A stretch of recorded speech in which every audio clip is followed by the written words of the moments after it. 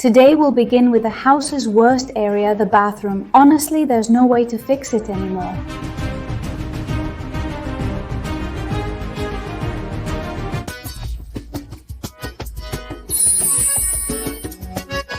Today's idea is to tear everything down. The ceiling that's already falling apart, the shower with that step, even the floor that's at a different height from the rest of the house. The sink, the hand washing area is like this, and my mom wants to keep the toilet so she can use it in the meantime. First, we must empty it, that's crucial. You have no idea how bad this bathroom smells.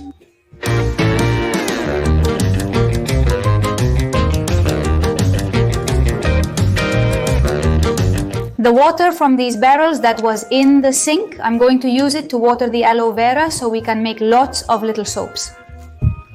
And this little bit. For my other favorite plant, well, actually, little tree, the hibiscus. I don't know if I'm watering it too much or from never watering it. Has it gone to being watered every day? No, but I think it's coming along. Look at how little one is growing. You can already see the sprouts. Who's here? Is it the little turkey or the little hen? Do you want some bread? It seems like there isn't much, but things just keep coming out of here. It's like Doraemon's pocket. Well, now I would dare to say that it's done.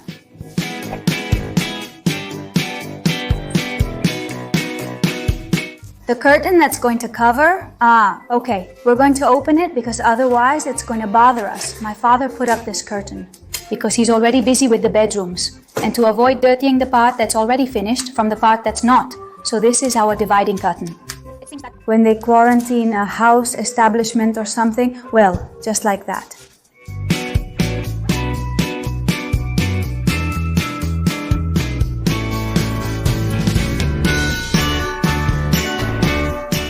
Well, this is already looking with a lot fewer things, just as messy, but with fewer things. The truth is, the layout of this bathroom couldn't be worse, because as soon as you walk in, you find the sink right here. The hand washing area is right next to the shower with the step, and then the toilet is right in front, with the bidet right next to it. And here, a completely wasted space. We're going to change the layout totally and completely, and later on in this video I'll explain where we're going to put each of the things. And what are the ideas we have in mind for this bathroom, which I think is going to look amazing, so I'll be waiting for you. Video out!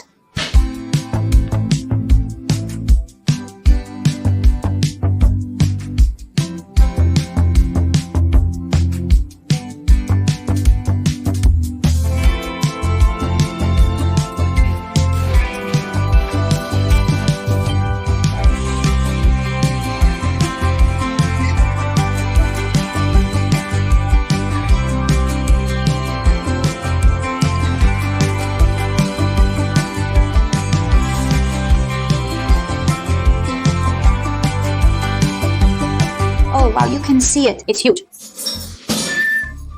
Supposedly, nothing goes here, so the pickaxe should go on this side.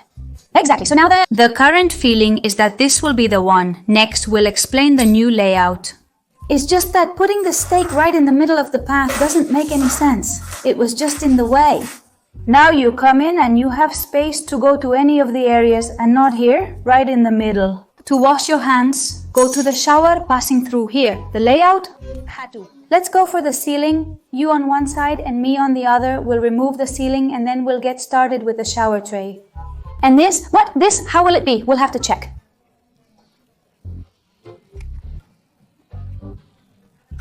Well, that's it.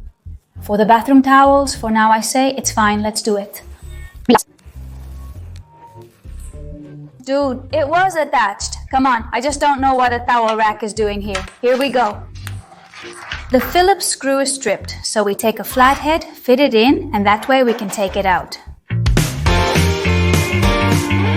We're going to leave the tiles as they are, and actually, we're trying to make sure they don't get damaged, because the covering we're going to put on goes on top of the tiles that are already there. And since they're well placed and well leveled, which is especially the important part, we're going to use them as the base for our next covering. The supposed shower, in other words, these pipes here are just regular pipes. It's not a shower, it's just an ordinary pipe.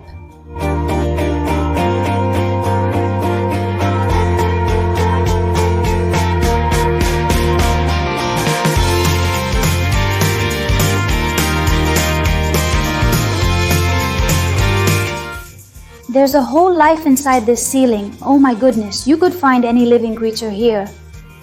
Hey, do you think we'll find more bills or not? We'll have to keep an eye out. I'm so blind I can't see a thing.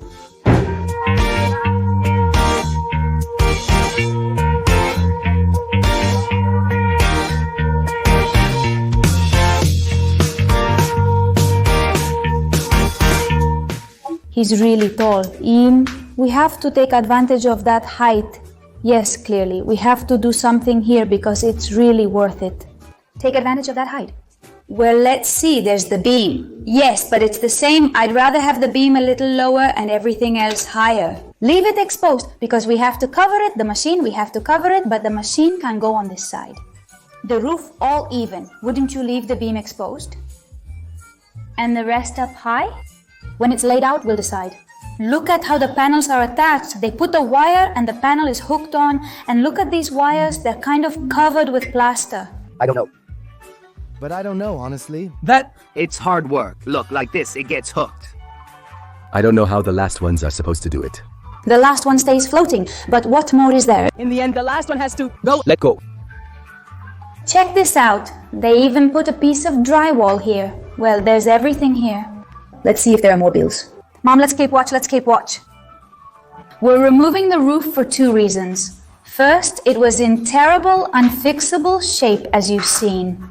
And also, we have to install a ducted air conditioning unit on the roof, so it's quite big. We thought the best place to put it was the bathroom, since it's the key point that gives access to the bedrooms, the dining room, and the kitchen. It's really well located, and also, it makes a little bit of noise. Well, it's much better for it to be in a bathroom than in a dining room or a bedroom. The ducted air system will provide both cooling and heating, so we won't be installing radiators. After much debate, we chose that option for installation.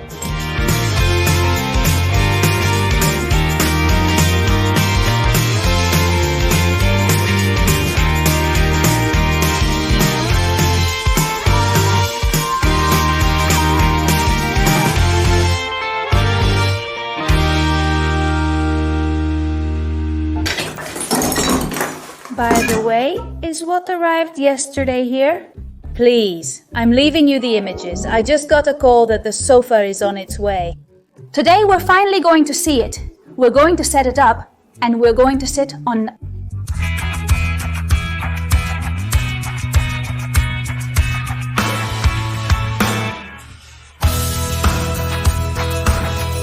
What?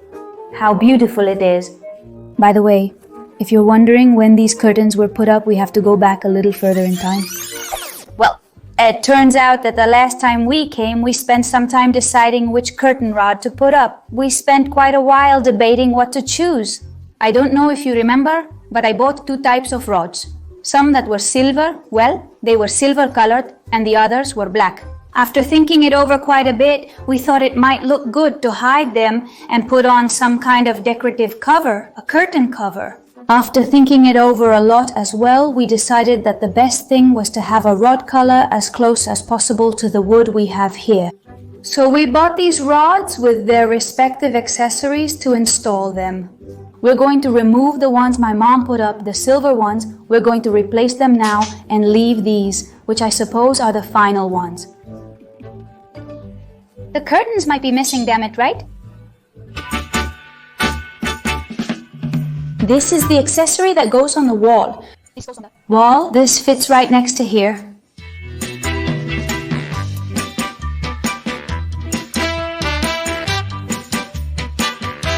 Honestly, the curtains weren't cheap, but they're really cute. And look, the way the color goes with the wood, it looks super cool. I keep it inside the cabinets for the glasses, for the pots, the antennas. And this? Where did you get them? On your finger? Oh, it's like the one they sell at IKEA, but I like this one better, right? Doesn't it seem so? Yes, it's thinner. The mess that's going on with him. Doorbell, 1.5 meters by 50 by 50, and it's €3. That's very good. By the way, yesterday I found this little table in the dumpster. Honestly, this little table looks really familiar to me.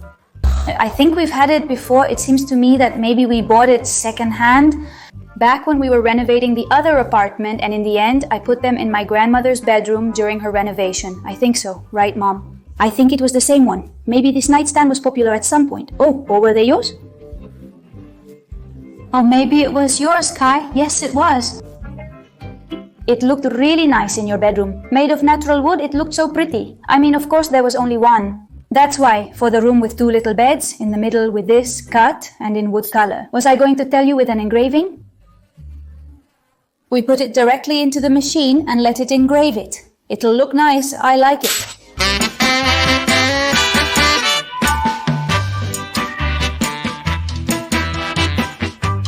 The color of the curtain was also a topic of debate. As you can see, in the end, we decided to go with white. We were unsure whether to go with beige, which were actually the ones we had bought. When we bought the curtains, we didn't know the color of the walls. And since at first they were going to be white, so they would stand out a bit, we chose beige ones, the curtains. But later, after painting the dining room in a raw beige or pinkish color, kind of off-white, well, the beige ones look good. The good thing is that we had these beige ones from another renovation too, but let's see. In short, you shouldn't buy things until you have everything already covered.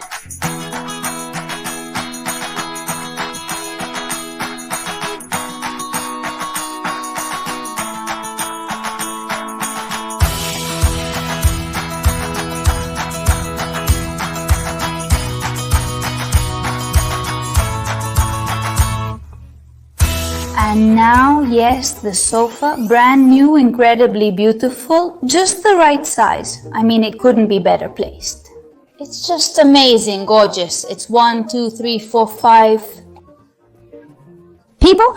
5 or 6 people. It looks really nice like that. Low, it looks beautiful. Like you have to test it a little bit. My father can't. Stop it. See if it's super. Wow, Mother. Mine. I don't think we'll finish. We won't finish the bathroom. Once we have the television, that's it.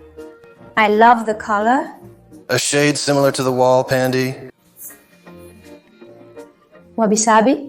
The sofas like this, you know, the beds, for example, Japanese ones that are practically touching the tatami floor. Well, I love a tatami style sofa.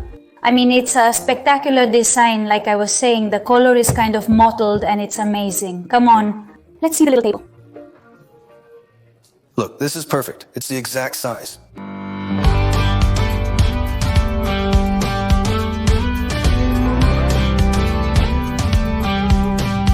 It seems unbelievable, but can you tell when you've had dinner and you have...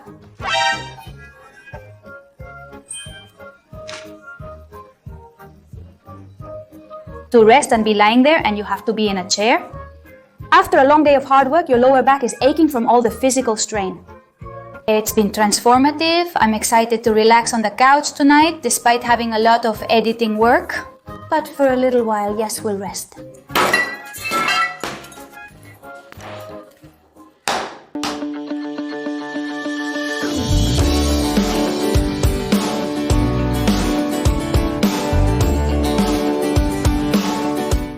It used to serve as a drying room. We even still have the cable. For the sausage. My mother is going to cut the little cables, these star-shaped ones, can you believe it? And I'm going to go around perfecting the whole perimeter to leave it nice and clean so that no little piece can fall off unexpectedly.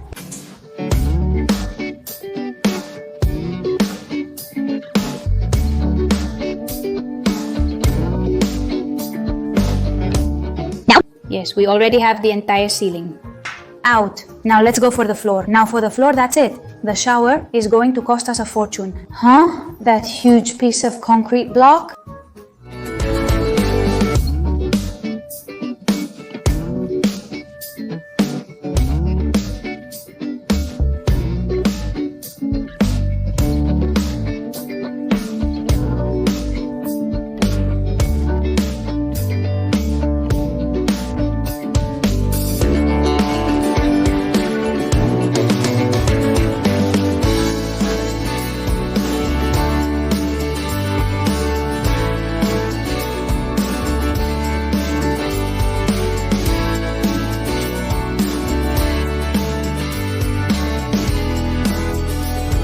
This shower is like the step at the entrance. We don't know what the heck, what a mess. We can wait until there are 4 of us and push all at once because there's just no way otherwise.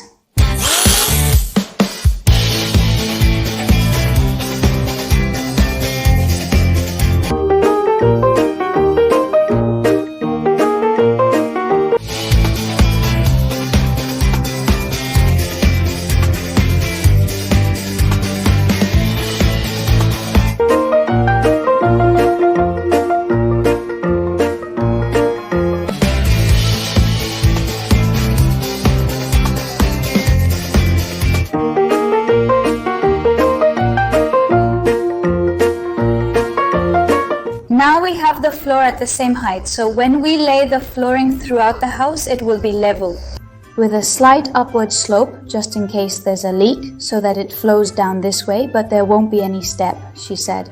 I disliked the appearance and preferred everything to be nearly level, with a slight slope. We'll remove the shower later. We are not going to waste any more time on that right now, because we have 1,000 things to do, so let's take the measurements and write them down. Regarding the purchase of materials, first I'm going to explain the layout to you. We're going to enter through here, and in this area we'll find the shower just as it is now. We'll keep the faucets in their current position. Here we'll make a small step to place the bottles. I would love for it to be a niche, but it can't be because there's a window and we don't want it to stick out past the window frame, nor do we want to have to do too many tricks.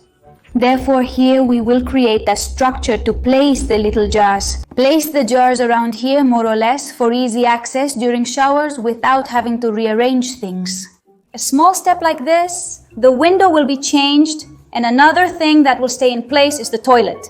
It's just that instead of being here, it's going to be a little more over here. So it's not so cramped in a corner, and so it's not so tucked away, because before it was like that, sideways, and it felt a little weird like that over on this side. And we're going to use this space to make shelves, but also the shelves are going to be mostly illuminated.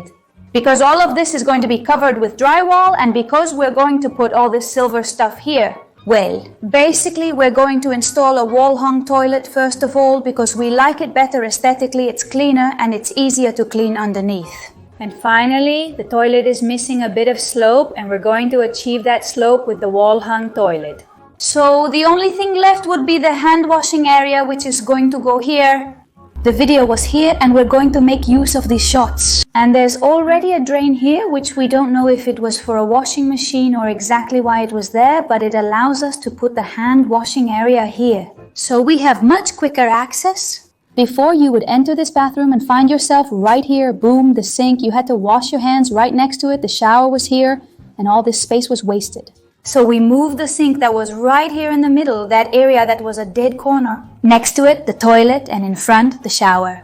It's like when you move around and everything, there's so much more space, and we think this is the best layout for this bathroom. As extras, like I mentioned, there's this step here, these shelves here, and this whole drywall wall. At the same time that we're going to install the wall-hung toilet, we're also going to make it look like this area has grown a bit.